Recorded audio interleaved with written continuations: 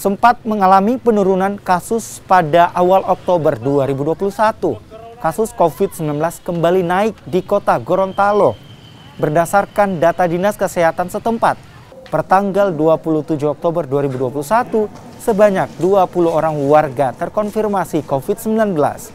Jumlah ini meningkat dari 5 kasus sejak awal bulan Oktober lalu.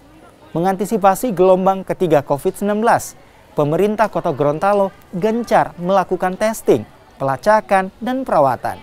Peningkatan kasus terjadi kepada warga yang akan melakukan perjalanan ke luar daerah usai melakukan tes PCR. Upaya yang kita lakukan sekarang, pertama kami melakukan testing lagi kepada mereka yang kontak erat dari 10 yang kemarin ditemukan kasus positif. Mereka itu rata-rata OTG dan semua sudah divaksin. Ada 9 orang yang ber-KTP Kota Gorontalo dan 1 orang yang akan pulang ke daerahnya. Dari luar daerah akan pulang ke daerahnya.